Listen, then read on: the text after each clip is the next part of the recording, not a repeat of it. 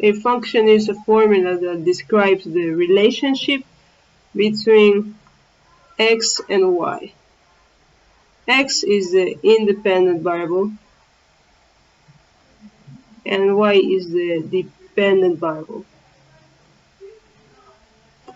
X is known as the input, y is also known as the output, or the f of x. As you can see in this formula,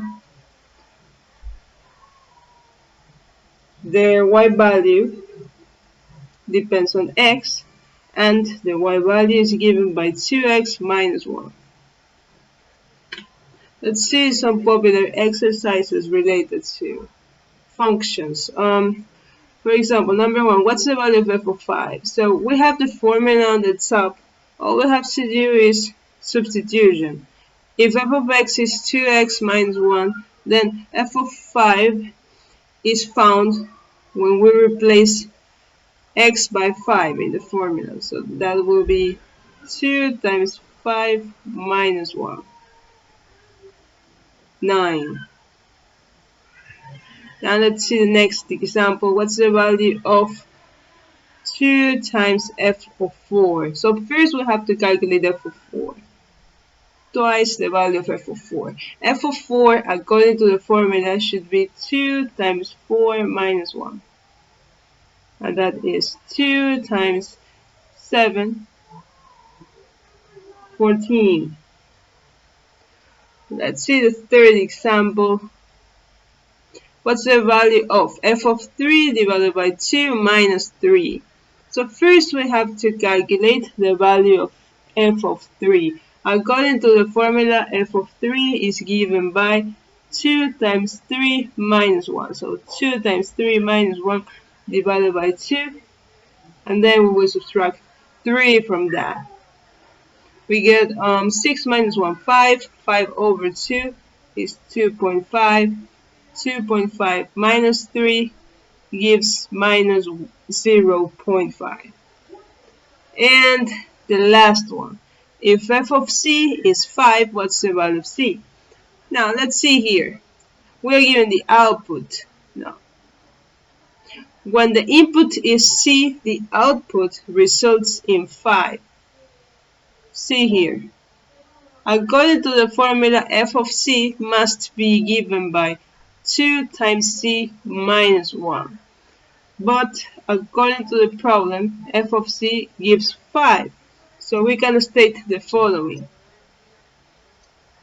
2 times c minus 1 is equivalent to 5. So 2c gives 6, and the value of c is 3. Okay, now let's see composition of functions. Here we are given f of x and g of x. Now, we have to calculate the value of f of g of 3. How are we going to do that? So first, you will find out what the value of g of 3 is. G of 3, according to the formula, is 3 squared minus 2, and that gives 7. So g of 3 is 7, and next you will replace g of 3 by 7, so you get f of 7. So the last step is to calculate f of 7, and we have to apply the formula of function f, that is 2 multiplied by 7 minus 1. That gives 13. For the second example, we will do the same. The value of g of f of 4. So first we have to calculate f of 4. We need to know what the numerical value of that is. According to the formula, f of 4 is given by 2 times 4 minus 1. That gives a 7. And then we replace that here. So we're left with g of 7. We need to calculate the value of g of 7. G of 7 is given by the formula 7 to the power of 2 minus 2, which is 47.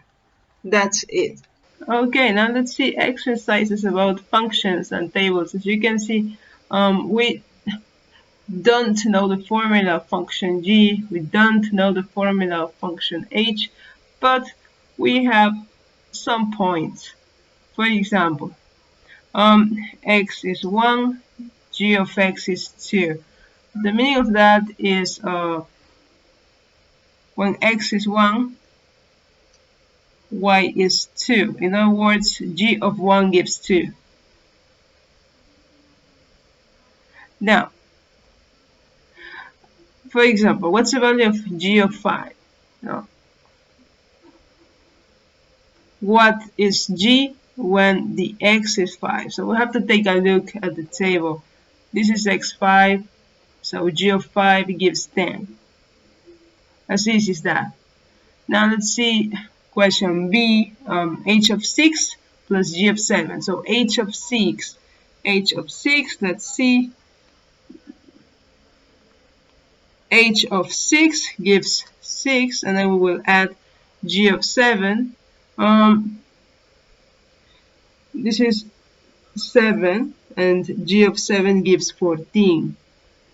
So this is 20. Next,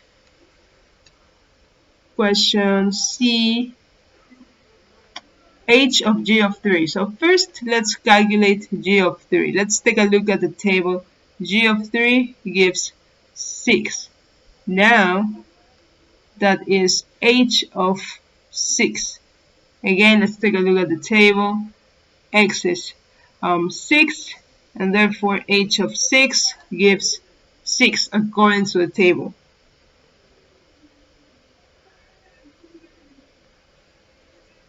Now, for choice D, let's see, h of m equals to 9. What's the value of m? H of m. So the y is 9. So we have, no, this guy is the y value. The y value is 9. So let's take a look at the table here in function h. 9, 9, 9, 9. Here we have a 9. So when y is 9, the corresponding x value is 7. Now, according to the table, h of 7 gives 9. Therefore, we're going to state that the value of m is 7. Let's see, in question E, if h of g of x is equal to 12, what's the value of x? So first, let's take a look at the table. Function h. Y is 12 when x is 8. So according to the table, h of 8 gives 12. So h of 8 gives 12, and also h of g of x gives 12. No, like h of g of x equals h of 8. In other words, g of x is equivalent to 8. G of x is equal to 8. And then we have to take a look at the table one more time. Function g has a y value of 8 when x is 4. Now, according to the table, g of 4 is 8, so therefore the value of x gives 4. Now, let's see questions about functions and graphs. As you can see, the x-axis is the horizontal line, and the y-axis is the vertical line. The y-axis is the same as f of x. Now, let's understand the graph. For example, this point has coordinates at 6, 0. This can be understood as f of x, well, f of 6 gives 2. Remember that coordinates are always written in the form of x, y. Now, if the function passes through a point 6, 2, it means that f of 6 gives 2. Now, let's see the exercises below. What's the value of f of 5? So, let's see the graph. X is 5. So let's see what's the value of y when x is 5. According to the graph, when x is 5, the y value is 1, because this is 1, as you can see here. So this gives 1. f of 5 gives 1 because the function passes through the point 5, 1. Now let's see the second example. What's the value of f of 4 minus f of 6? Okay, so f of 4 is right here. It passes through 4, 3, so f of 4 is 3, and then we subtract f of 6. When x is 6, the y value is 2. So 3 minus 2 gives 1. Next, f of 6. We already know that f of 6, this guy is 2 according to the graph. So now we have to calculate f of 2. Now let's take a look at the graph. F of 2 right here, it passes through 2, negative 2, so f of 2. Question D, for how many values of x is f of x equal to 2? F of x is the y value. In other words, they ask in how many times is the y value equivalent to 2? The y value, well, a y value of 2 is right there. Now let's see how many times the function passes through y2. As you can see here, this is one time, a second time, and a third time. So there are 3 values of x that have a y value of 2, as you can see from the graph. And the last question E, for what values of x is f of x equal to 0? So y is 0. For what values of x is y equal to 0? Y0 is the x-axis, so let's see how many times the function cuts the x-axis. This is the first one. So when x is 0,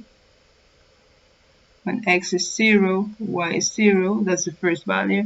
Then here looks like 1.5, so when x is 1.5, y is 0 as well. This is another one. Looks like 2.6. That's an approximation. So when x is 2.6, y gives 0 as well.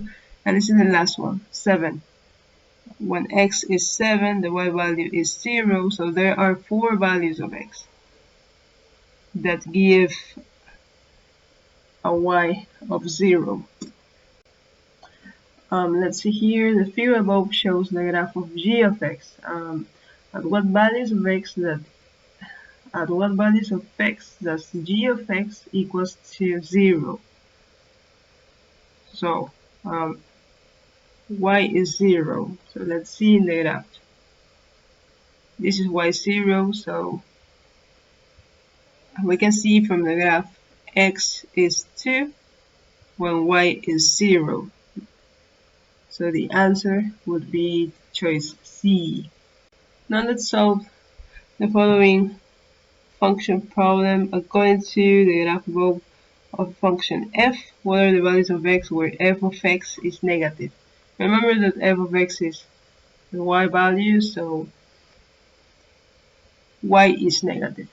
What are the values of x where y is negative? Y negative is right here. Negative, negative, negative, negative.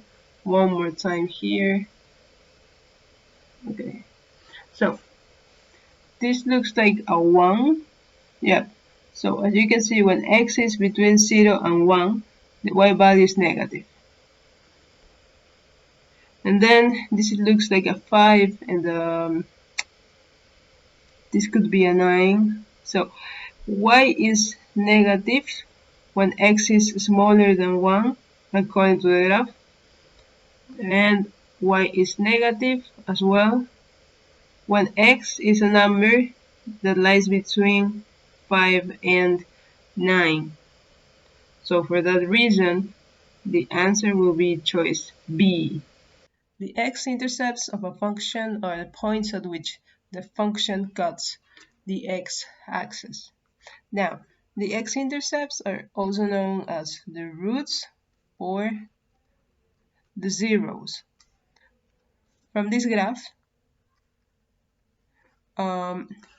we can see that the function has 1, 2, and 3 zeros because it cuts the x-axis 3 times. Now, the y-intercept is the point at which the line cuts the y-axis. From the graph, we see that the function cuts the y-axis right there. It has a positive y-axis. Now, how do we calculate the zeros on the y-intercept of a function when the formula is given?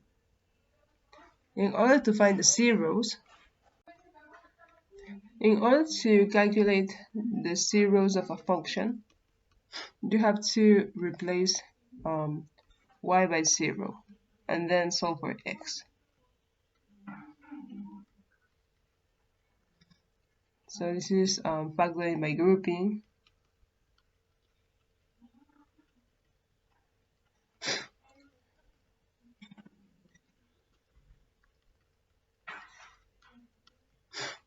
So either x minus 8 gives 0 or x squared plus 3 gives 0, so x could be 8 or x squared could be negative 3. But you know that this is not possible because the square of a number cannot be negative. So this is the only x-intercept that the function has.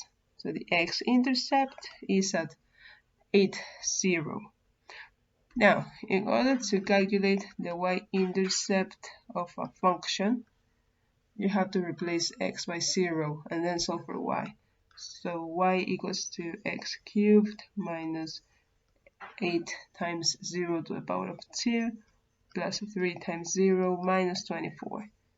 So the y-intercept is negative 24. It passes through the point 0, negative 24. The domain are all the possible x values, and the range are all the possible y values.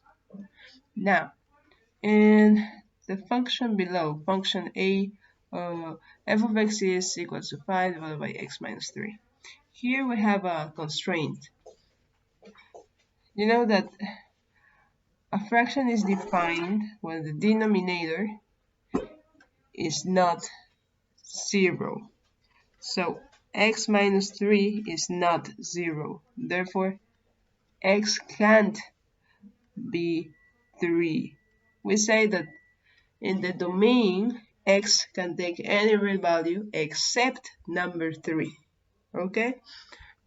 Now, about the range, actually here the range can take any real value except 0. So the range will be y is any real value except 0. And for the domain, I will write it down here. The domain is x is any real value except 3. Now, for example B, f of x is the square root of 16 minus x squared. So you can calculate the square root of a positive.